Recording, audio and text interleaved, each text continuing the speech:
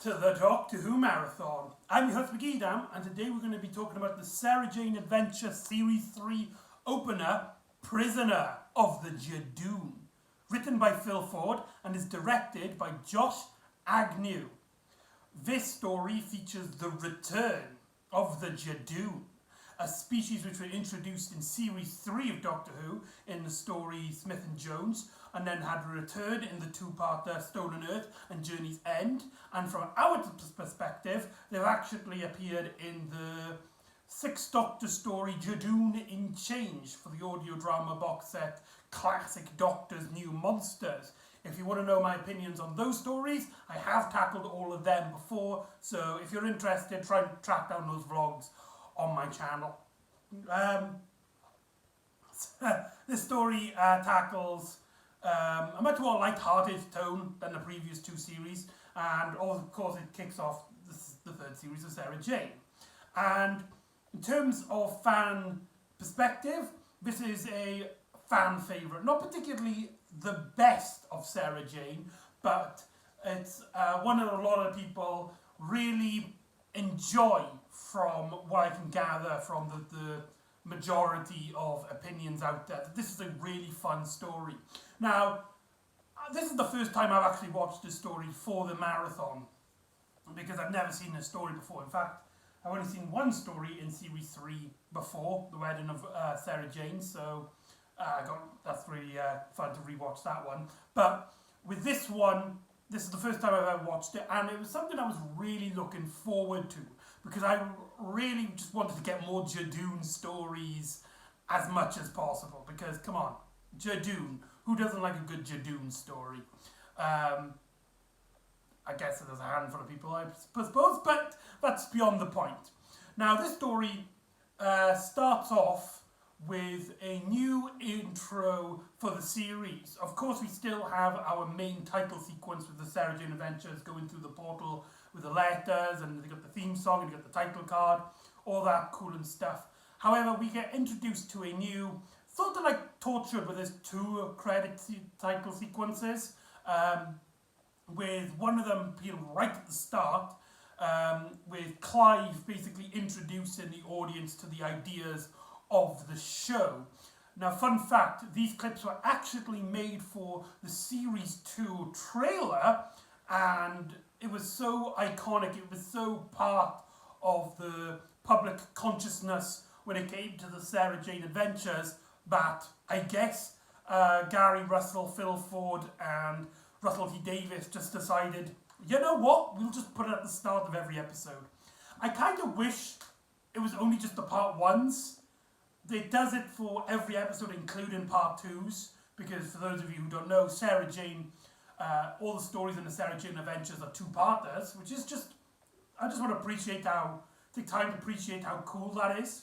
And that really connects it to the type of show that Doctor Who originally was. So if anything, the Sarah Jane Adventures is more like Classic Who than the revived series. Actually, yeah, that is a very good description of the Sarah Jane Adventures. So we get this intro out of the way, which is one that we've seen before with Clive saying this is where Sarah Jane Smith lives, blah blah blah blah. But then we also get this another intro, because each series of Sarah Jane starts and ends with a monologue from Sarah Jane just talking about how amazing she was traveling with the stars. And here we get this very decent looking effect of space and going through the galaxy on the different planets and the comments and all that. And this scenery reminds me a lot of the Star Trek The Next Generation intro. I can't be the only one who thinks that. But it leaves off with one of the greatest transitions I've ever seen in the revived series, period. One of my favourite transitions, where you have the camera basically then rolls around the Earth, and then it transitions into Sarah Jane's eye as she explains that she's seen all these amazing things, that when she was younger she travelled through the galaxy, through the universe, and saw all these amazing things and these threatening things, but she wouldn't change it It was some of the best days of her life. So that is just absolutely gorgeous. When I saw that, it blew me away on how great that transition was. It's gorgeous.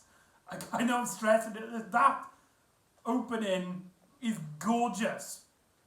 But Sarah Jane is going to investigate this nanobot technology that's being set up by this company, and the guy who runs it is basically explaining how amazing nanotechnology can.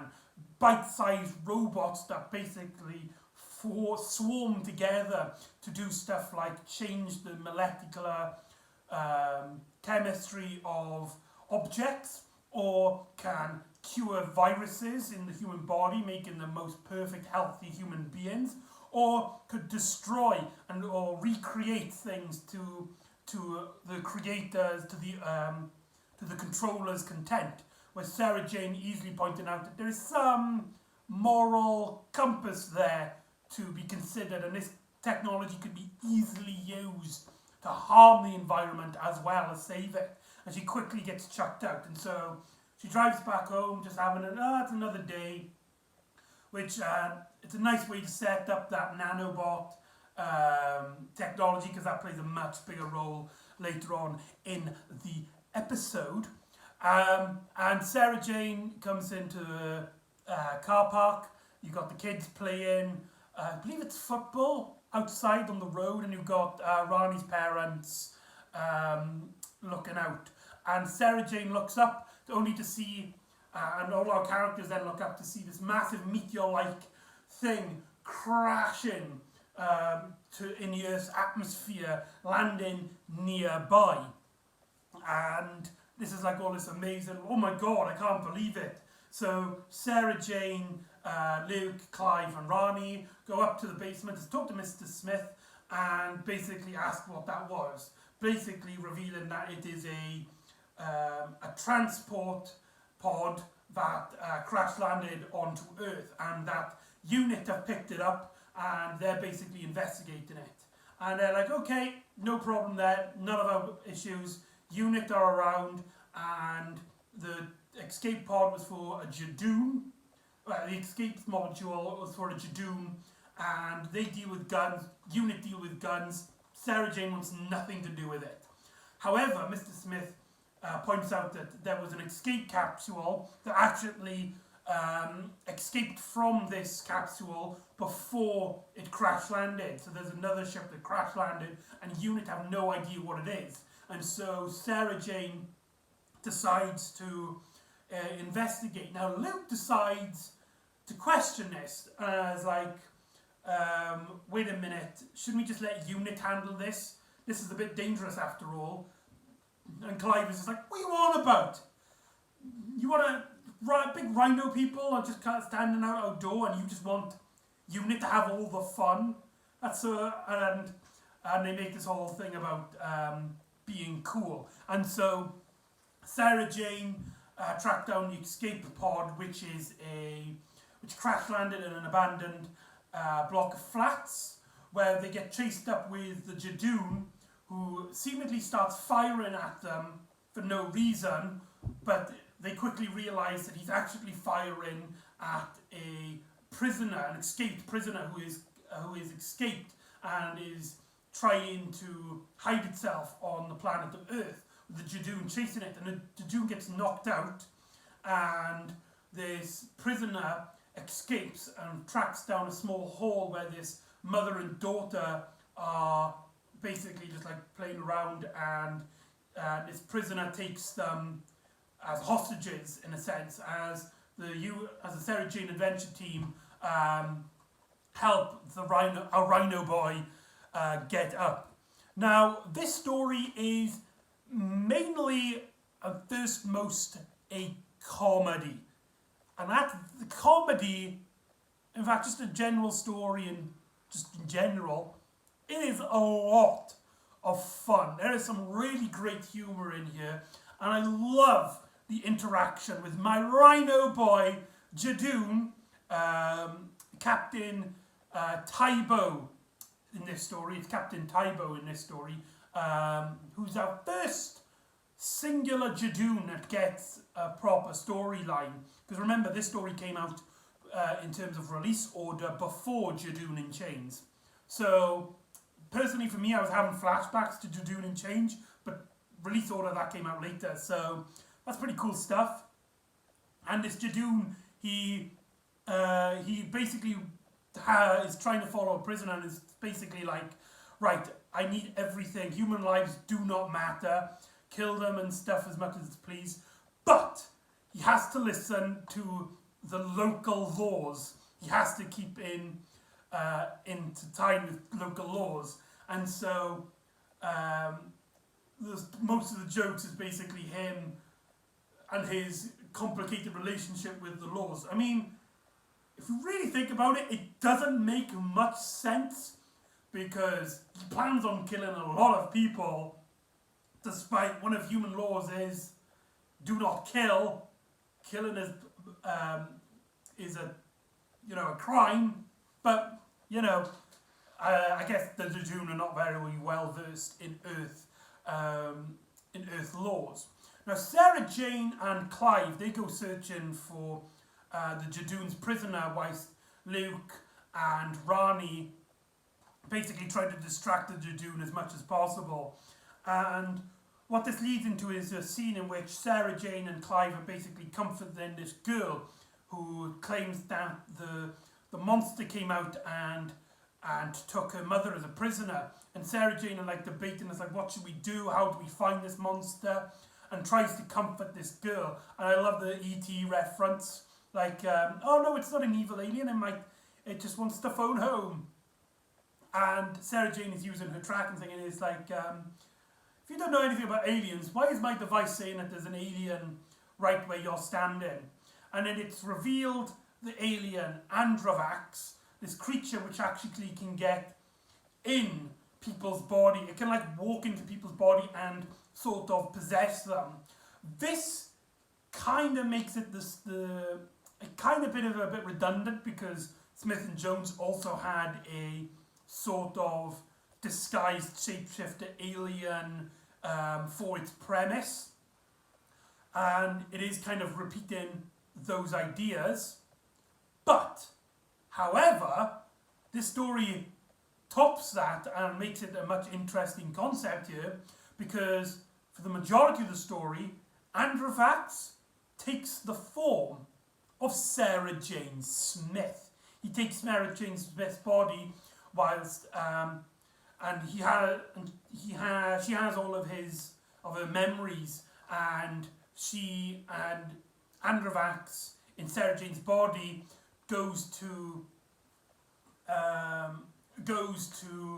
Mr. Smith's house, to Sarah Jane's house, and to talk to Mr. Smith, and Clive gets reunited with Luke and Rani and the Judoon, and that's our mainly two plot lines, our main plot and B plot. But we also have a C plot where earlier on in the episode, as to kind of like get her off her back, because Rani's mother is trying to set up a new flower shop, trying to find some new customers who'd want their flowers, and Sarah Jane, trying to just get her off her back, is trying, or as a joke, gives her a leaflet to the nanobots technology company, but Rani's mother doesn't kind of see the humour in this and generally thinks that it's a good idea to plant plants near them. And in fact, her plan is to, with the help of Rani's father, I think his name's Rajesh, I could be wrong, they basically plant flowers in the reception, and Rani's mother is so off the ball in this story. It's absolutely hilarious. I will admit, despite her being such an annoying character, in my opinion, in series 2, here, in this one story, she actually got a few chuckles with me, and her interaction with Rani's father it's a great duo, it's a great setup. But our main plot line is the two, with Sarah Jane being possessed and the Judoon. And let's talk about the Sarah Jane one first, because holy hell, Elizabeth Sladen's acting in this. Whoa! She plays the possessed Sarah Jane, which, if you remember, was a criticism that Sarah Jane got possessed a lot in the classic series, especially later on in her time aboard the TARDIS, with stories such as the android invasion, seeing a robot duplicate of her, the Hand of Fear, she gets possessed. I believe she gets possessed as well in The Mask of Mandragora, but I can't remember off the top of my head.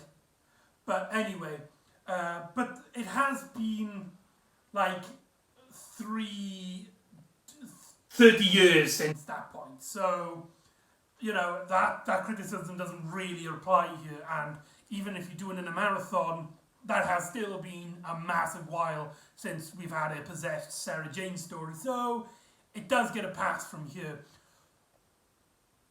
And Sarah Jane being possessed is bloody terrifying.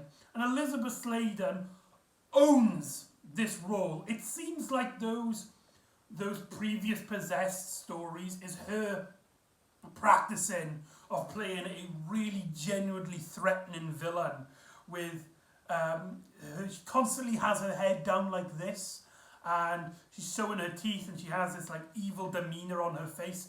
And there's some scenes in her that just really freak me out.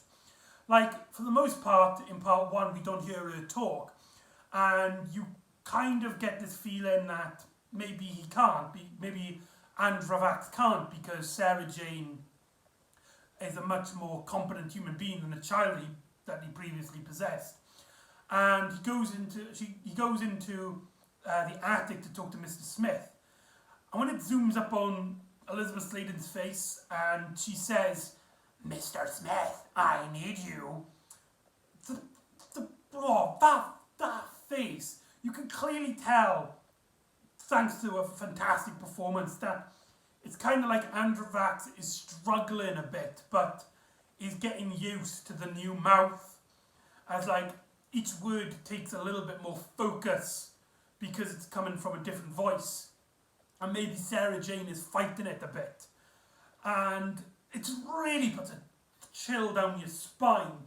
And that scene where where Androvax is talking to Mr. Smith, and Mr. Smith can kind of sense that this is not Sarah Jane, that is an alien creature, but because that it's basically ordered to listen to Sarah Jane, and Sarah Jane is currently being possessed, it has no option but to obey its wishes, Androvax's wishes, and Androvax is just purely in control. And Androvax is a really cool villain, in my opinion. Sure, its motivation isn't really justified, in a sense. The Judoon basically explains that it has destroyed 12 planets previously, and that it plans to basically destroy Earth for seemingly no reason, but we later learn on the episode why it wants to destroy so many planets, or why it doesn't really matter to it why the planets get destroyed or not. But anyway, but yeah, and so and then it takes Androvax to the nanobot technology because it's trying to find the most advanced computer on Earth. Whilst we cut then to really the Judoon story. Let's talk about the Judoon story, because we get a lot of hilarious moments with the Judoon. Like, one of my favourite scenes is, like, they basically need to get transport, so the Judoon starts threatening police officers when a police car comes to arrive, and the police just run, and the Judoon gets in, like, the car. Just to see a Judoon sitting in the front of a driving seat is too funny to express in words. And this story, which I feel like only could really work in the Sarah Jane adventures. If this was a Doctor Who story, it might have been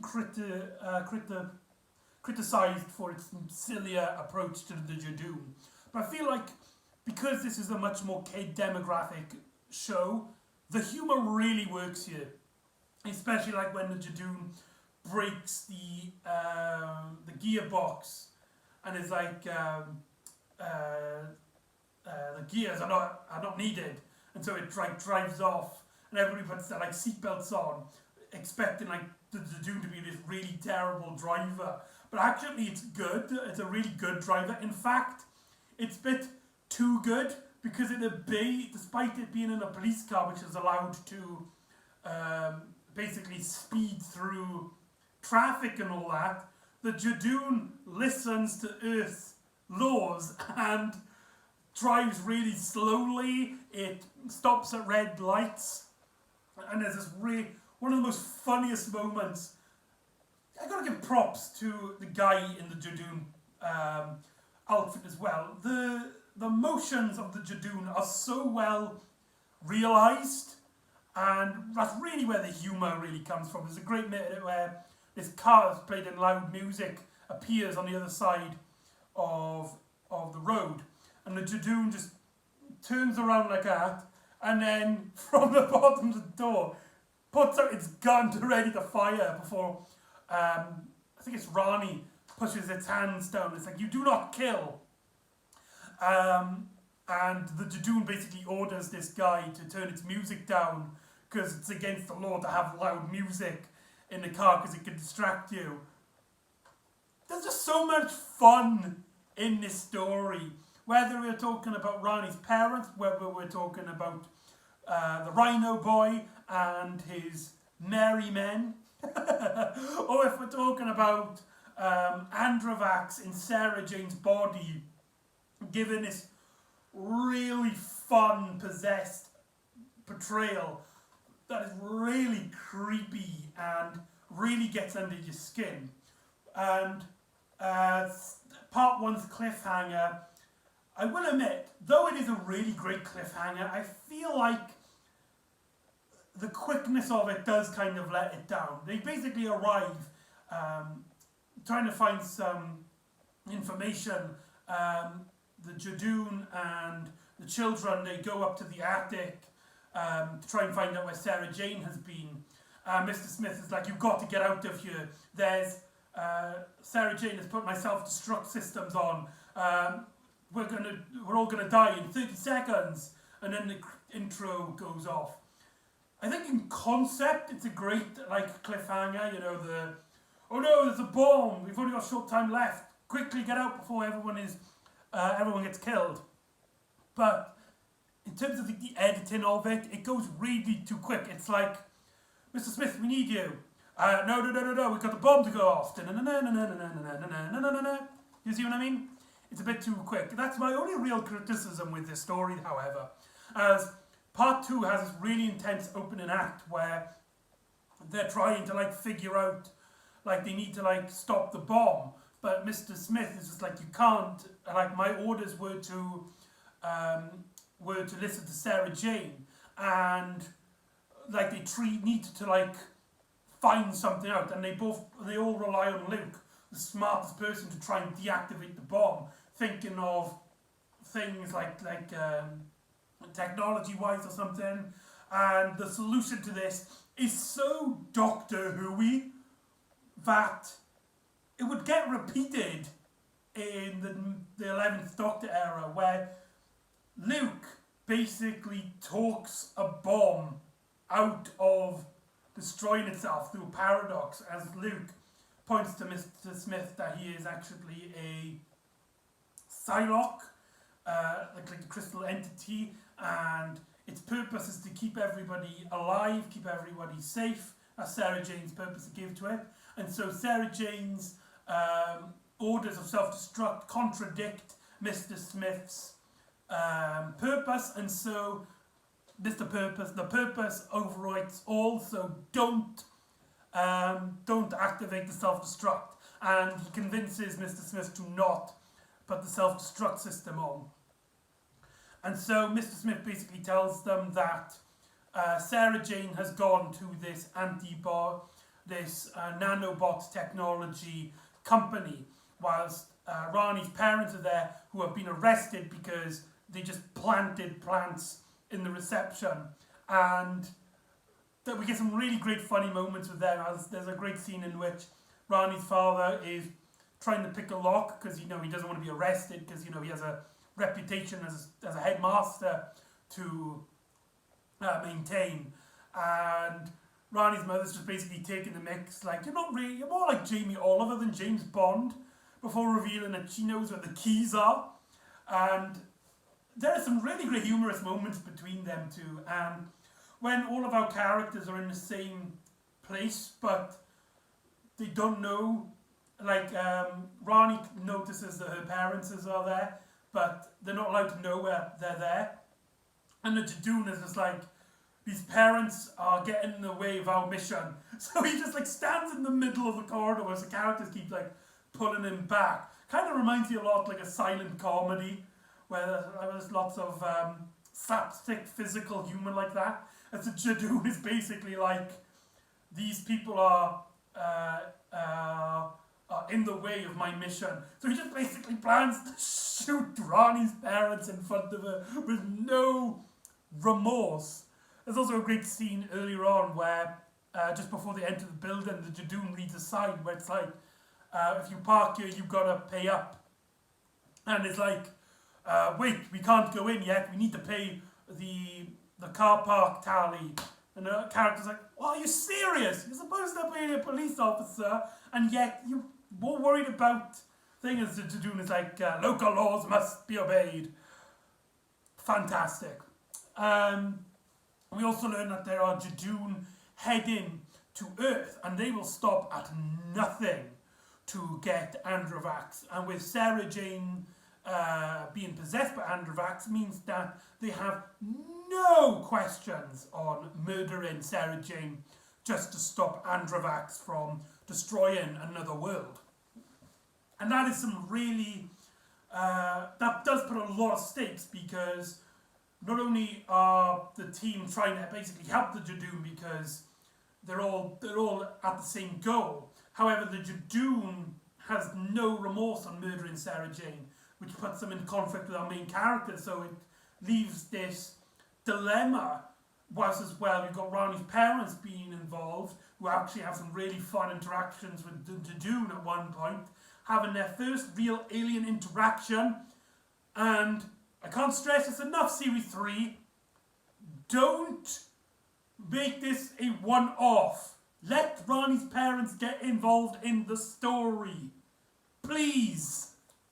I am sick to death of the adult characters having no idea what's going on, and our characters have got to keep a secret from them.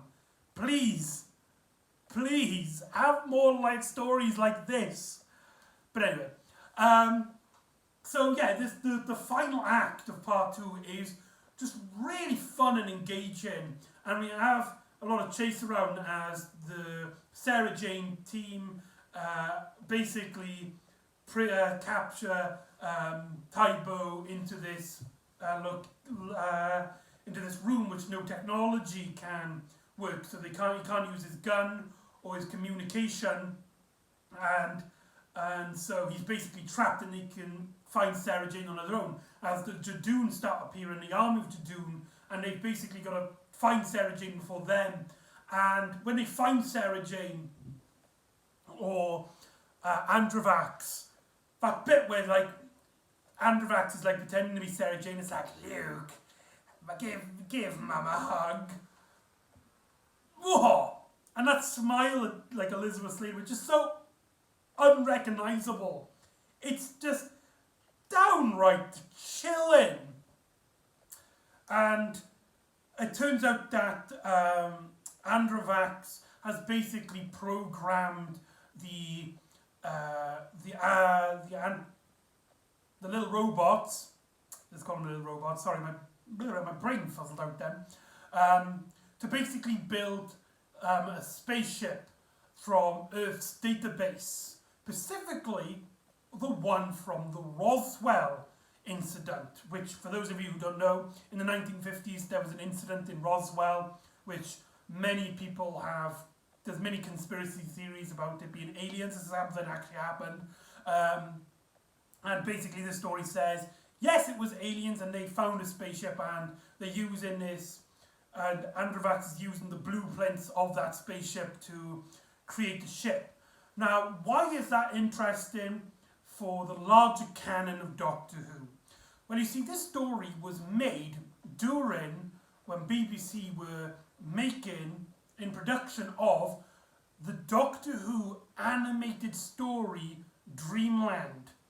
And they actually got it to connect as well, as Dreamland deals with Area 51 and Roswell, and they actually decided to use the ship design from that from the pre-production of that story into this, which allows those two stories to be connected. Yes, we'll be talking about Dreamland later on in the marathon. Do not worry. So it's some really nice continuity for an episode of Doctor Who, which hasn't aired at this point. So that's some really cool stuff. But also as well, it also means that Androvax also has an army of robot or nanobots, which he uses to swarm against Rani and Clive, as basically holds Luke as a prisoner.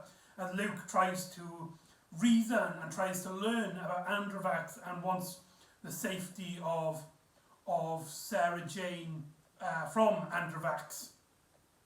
And so we have this really awesome action scene where where Clive and Rani are being chased by the nanobots whilst they're trying to hide from the Judoon and Rani's mother. Just this last action beat is so well it's so well paced and executed. I just can't stress this enough. I just go watch the episode. Just go watch the episode. And the conclusion of this really has Luke and Androvax going into this newly built ship, as Luke can get into Sarah Jane's consciousness to get her to read Androvax's brain and spout out little information about Androvax. And we learn that Androvax is destroying these planets in some sort of way of justice, as its planet was destroyed earlier on in its lifetime. And so it's like, why do all these planets get to live if my planet gets to die, sort of mentality.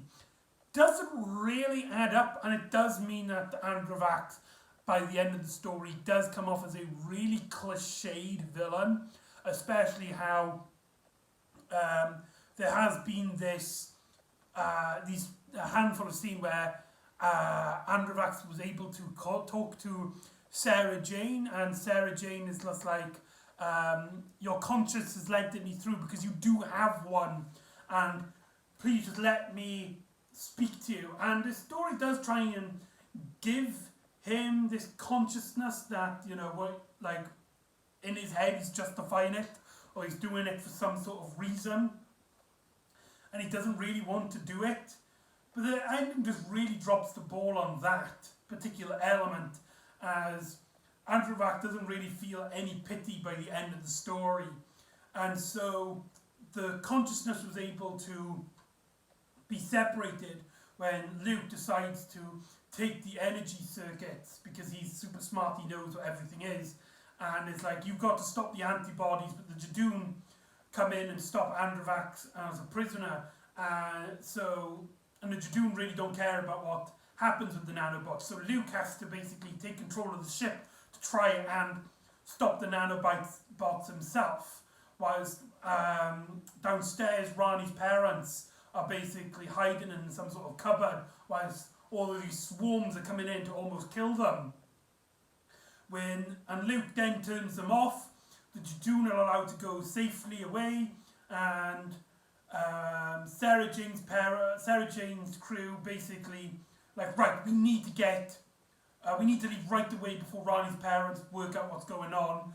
And the story ends with Rani's parents basically meeting up with Sarah Jane and the crew outside Bannerman Road, where Rani's mother is just like, You're never going to believe what we just seen. Aliens. Now come on, Sarah Jane, can you get your book and pen? We'll tell you the story. This could be the story that makes you.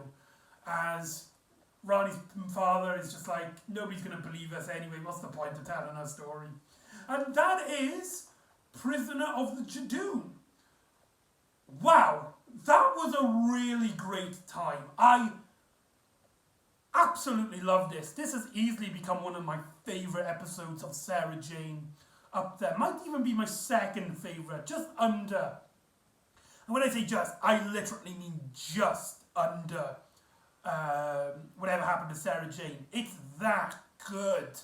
It's funny, it's entertaining, it's mainly a comedy. I will point that out. It is mainly a comedy. But there are some really genuinely tense scenes, where, especially when it comes to Androvax and Sarah Jane. Elizabeth Sladen is giving probably one of her best performances in the Sarah Jane adventures. Playing this possessed version of Sarah Jane. Absolutely just stunning work. The humour with the Judoon, absolutely priceless, and it was something I really wanted from a Judoon story set in the Sarah Jane's canon. And it just overall just feels like a really great, complete narrative. And I actually recommend this story if you've never seen Sarah Jane. This is actually a great story to be introduced to the story, especially how this story also has the first story to have that introduction at the start of the episode. So, highly, highly, highly recommended. This is a fantastic piece of Doctor Who media. So anyway, that's Prisoner of the Judoon. So join me next time, where one incarnation of K9 finds himself in a future Earth, toppling around with giant turtle people and a scientist and a handful of kids in his own little fun adventures. So join me next time for Regeneration, and I'll see you next time on the Doctor Who Marathon. Ta-ra!